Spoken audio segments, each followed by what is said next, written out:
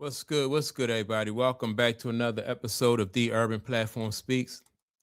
Make sure to like and subscribe as you tune into the channel. Check out the content.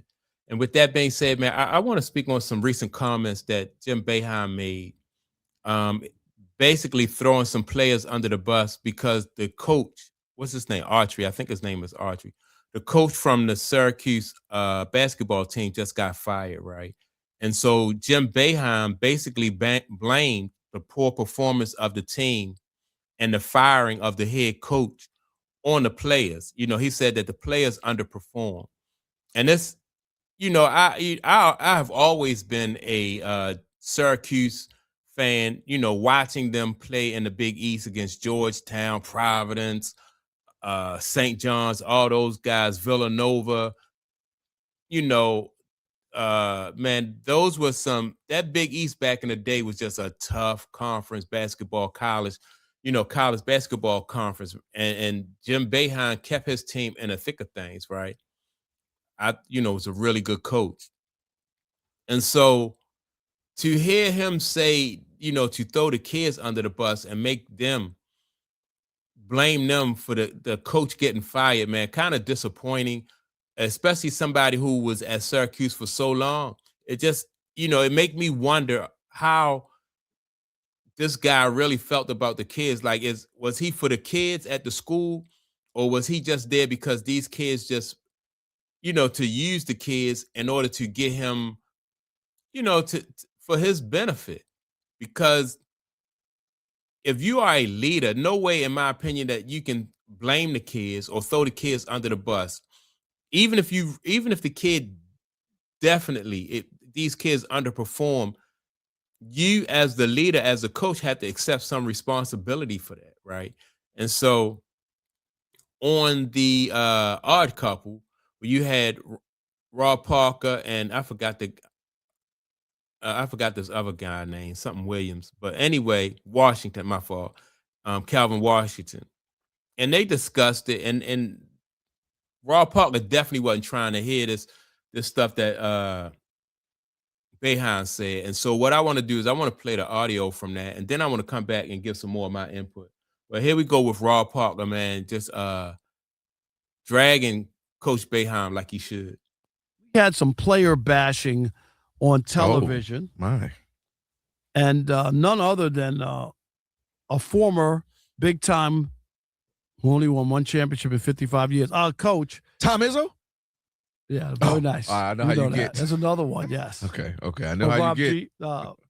Give us the details. Yeah, it is conference tournament week here in college basketball. Selection Sunday on Sunday. So everybody's playing. Every tournament is going on right now as we see. You got some of them on the television in front of you.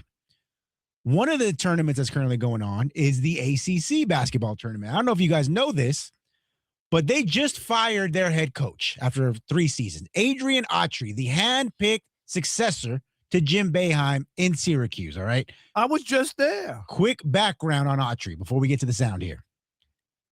Was there for 3 seasons, 49 and 48 overall. This season, he had a winning record. This season, 15 and 17, failing to reach the NCAA tournament, and now finishing with consecutive losing seasons for the first time at Syracuse since 1969. Since the Louisiana Purchase. Yeah. Terrible. Since Moby Dick was a guppy. That's right. So Jim Boeheim, who's working the tournament, I guess, for the ACC network, was on the broadcast yesterday during one of the games and had this to say about why things went sideways there in Syracuse. Take a listen. Well, you know what happens? You don't have enough resources. That puts you behind. You look at the league, BC, Georgia Tech, now Syracuse, 3 of the least NIL money in the league. You have to look at that. With Adrian Autry, his 2 best players had horrible years.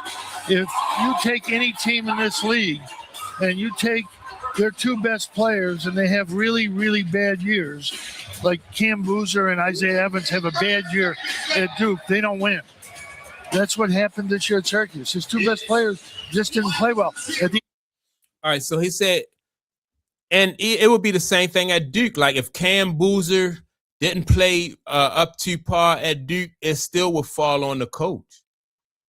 Of course you want the kids to perform up to their potential, but why? And then if that's the case, if it's not about coaching at all or being able to put the kids in a position to win, then where does the coach responsibility do the coach take for having the kids be able to play? Duke, if Duke don't have that problem, then obviously the coach at Duke is doing something better. He's being able to reach his kids. At the end of the day, the head coach is responsible. Adrian Autry knows that. I think he's a good coach. I think he got in a situation where his best players just didn't play the way they needed to play, and it cost him his job. Shame on Jim Boeheim. Shame, shame, shame. These coaches kill me. You're going to bury the kids? Really? Kelvin, you're going to bury the kids.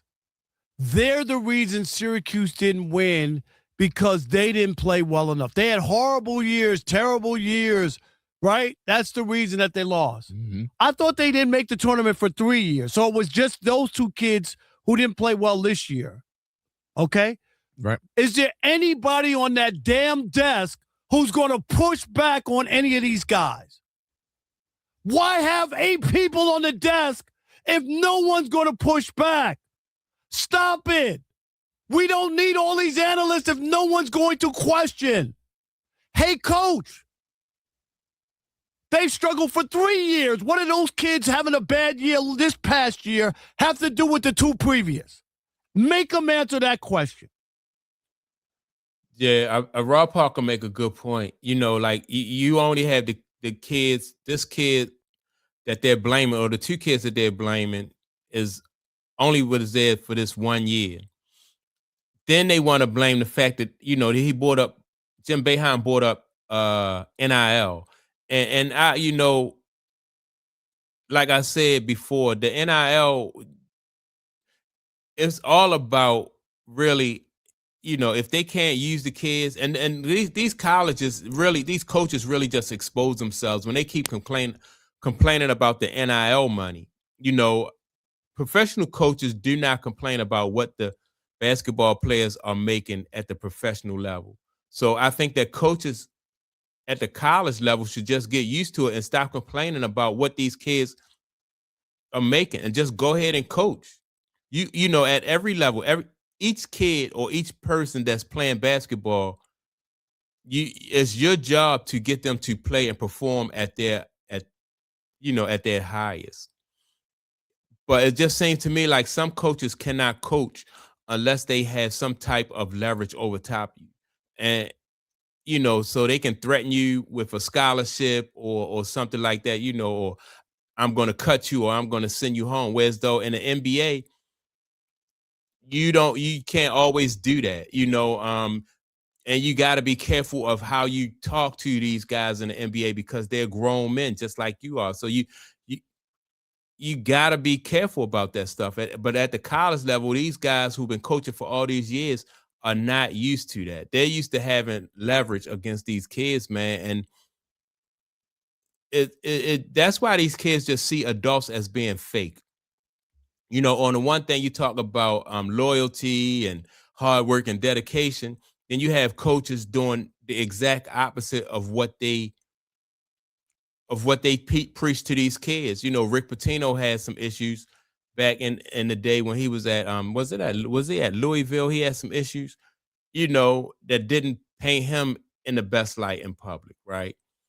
And so it's these kids, even though they may not see some of the indiscretions of these coaches, they can just get a feel for if you are somebody who is legitimate and somebody who knows what they're talking about,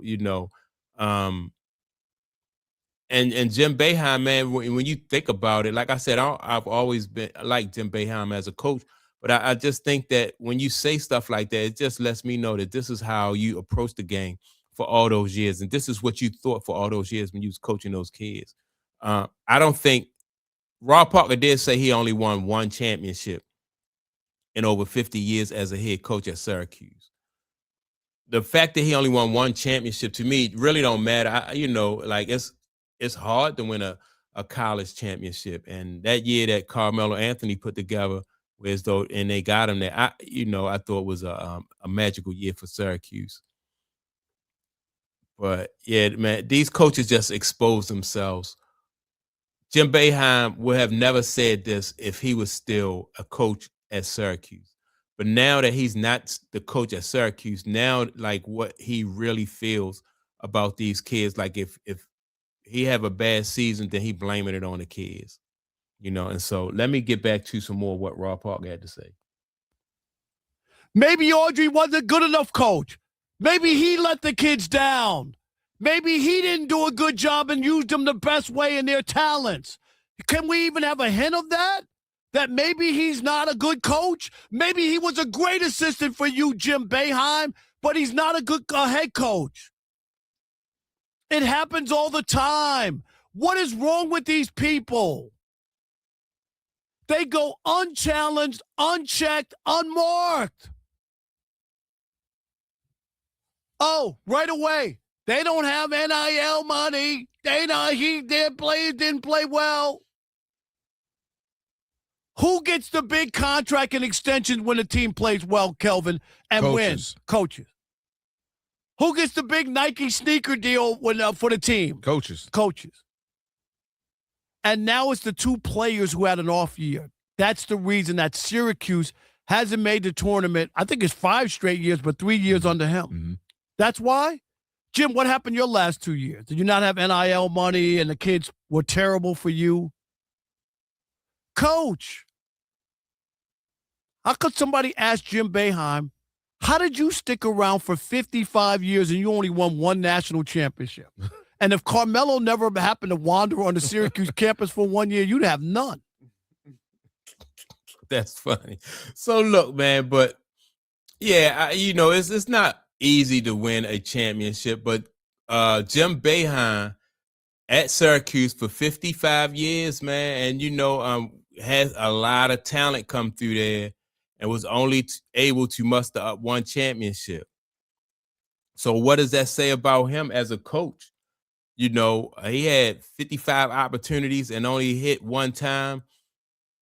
And let me say something about this. And at the college level, it's always been about the coach. The coach is the star. You had Jim Boeheim at Syracuse. Then you had, Riley Massimino. Where was he at? Villanova. You had Carlissimo, PJ Carlissimo. Where was PJ at? Oh, man. I think he was with Seton Hall, my fault. He was at Seton Hall. It was about, I remember the coaches more so than I do the players. John Toms at Georgetown. Villanova. Who was Villanova coach? Villanova, St. John's. Man, I just remember the coaches more so just as much as I do some of those players who went through those different programs. So those coaches who throw kids under the bus and blame, that's just, to me, just a lack of leadership. And for you to have 55 opportunities and all the opportunities and everything that come with coaching at a major university, and you only come up with 1 championship, man, I don't know, what did that say about you as a head coach, Jim Boeheim? So that's my take on it. I'm glad Rob Parker did call him out. I just don't like when coaches throw kids under the bus. So every time that he didn't win a championship, it was the kid's fault. It wasn't his fault. It wasn't coaching. He accept no responsibility. And that right there is what separates him from guys like Dean Smith, Mike Krzyzewski, those guys who constantly won. So yeah, that's my take on it. Make sure to like and subscribe to the channel. Also, don't forget to leave a comment. And with that being said, man, I'm gonna check y'all out in the next video. Peace.